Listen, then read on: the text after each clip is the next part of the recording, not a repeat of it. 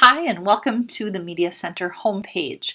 This is the landing page for our Trojan Media Center and is the page that you will want to bookmark. It's a place to find general information about our Media Center, and it's also the launching point for different pages that your teachers might direct you to.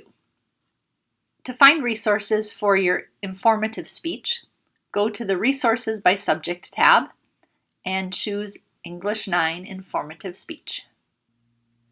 On this page, I have pulled together 3 of our favorite databases for you to use in your research. You probably have some experience with databases from your middle school, and you probably know that a database is a great way to find reliable, credible sources because the articles that you find in a database have all been published somewhere. That means that they've gone through an editing process and have been checked before they're made available to you to read. These databases pull articles from magazines, from newspapers, sometimes from encyclopedias and reference books, so they're all sources that you know that you can trust. One very important thing to know about our databases is that some of them we have to pay to use, and you will need to prove that you're a Wayzata student by using a username and password. On every page that has links to databases, you will also find a link to our Media Center Canvas course. Clicking this link will give you the opportunity to enroll in the course if you haven't already. The Media Center Canvas course is basically just a list of all of the usernames and passwords for our databases. Some of these do change, so it's good to check back here now and then. When I'm working at home, I just leave this tab open so that as I go in and out of different databases, I have access to the passwords easily. Now we'll take a quick tour of the 3 databases that I have linked here. You'll find that there are some similarities among them, but you'll also find that you end up with a favorite one that you go back to or one that works better for certain assignments than other assignments. So we'll start with Explora. This one is an EBSCO database, so you will need the EBSCO password, which you can find on the Media Center Canvas page right here.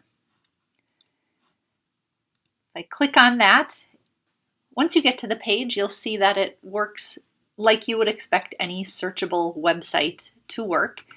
You have a search bar. You also have topics that you can browse. If you are looking for a topic, this is a great way to get an idea. I am interested in learning a little bit more about mummies.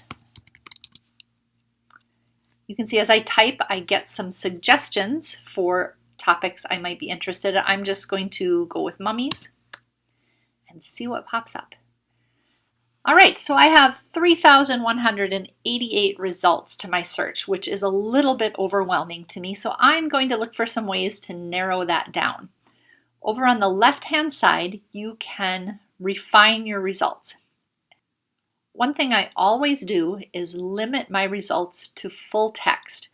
Sometimes in these databases, they will include a description of an article that exists, but they don't have access to the full text of it, and that's kind of frustrating. So I limit it to full text, and then I know that everything I see, I can read the entire article. I can limit it by publication date. So let's say your teacher wants newer articles or gives you an assignment that says everything has to be within the past 10 years.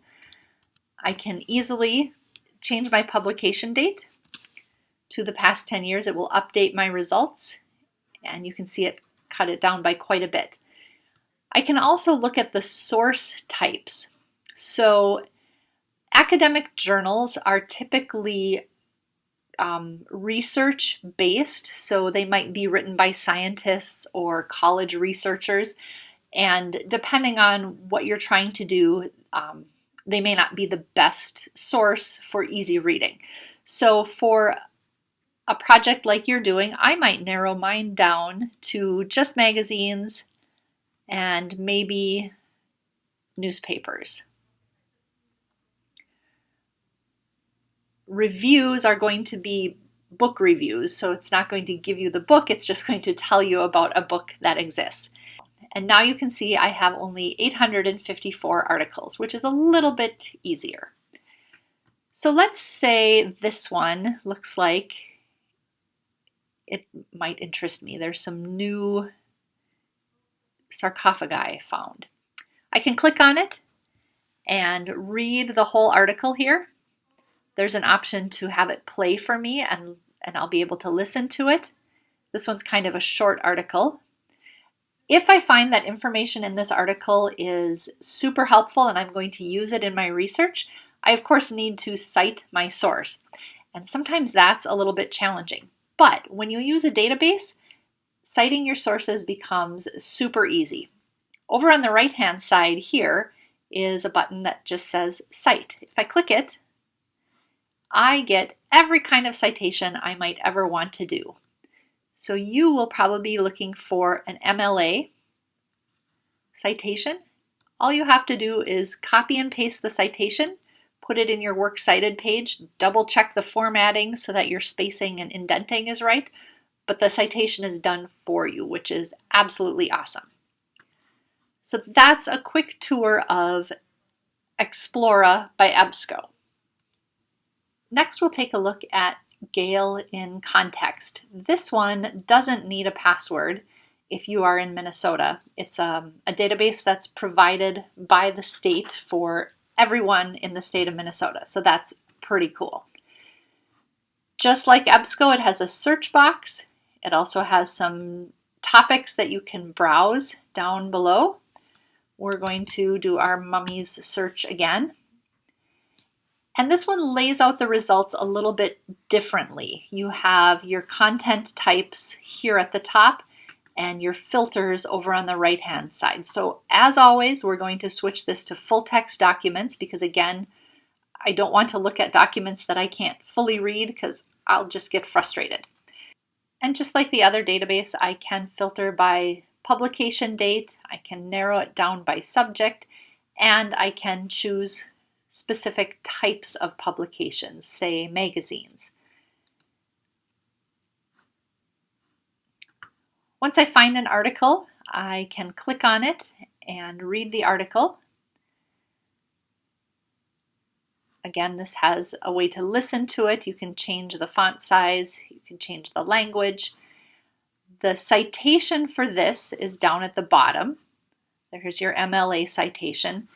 And then the other thing to notice is at the bottom of the article, you can find more articles like this. This is really helpful because you'll notice that there were articles about the movie Mummies, and if I'm trying to do research on mummies and not the movie, if I find one article that works really well for me, it's nice to have a springboard to other articles that are similar. So I can click on this and get a whole list of different articles that relate to mummies. The third database to take a look at is SIRS Issues Researcher. This one you will need the SIRS password. So if you go to the Media Center Canvas page, you can see that it is here. When you click on it, you can see that it looks like other databases. You have a search box, and we can indeed do our search for mummies and get a variety of articles.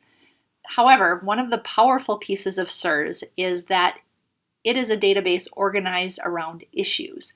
So you can see here that there's some trending topics. These are things you might see in the news, things that have multiple perspectives on them. There is an entire list. If I go to leading issues and all leading issues, here's an entire list of issues that you might come across in the news. So, for example, animal rights. What SIRS does is it organizes articles and arguments for you to help you be able to show multiple sides of something. So for these topics, you get a summary of the topic, you get a question that drives discussion around this topic often, and then you get articles to support two different viewpoints on this. So those of you that are in civics class right now have probably used this database for your bill project. if you are taking civics in the future, remember this database for your bill project. So I can use these articles to support two different viewpoints. I can scroll down and see a timeline of this topic, and I can find more sources on this topic. So let's say I click on this article because it looks interesting. Again, I can listen to it. I can cite the article right here. Here's my citation that I can copy and paste. And I can go back and continue doing other research by clicking on Find More Sources, and it will do a search for me.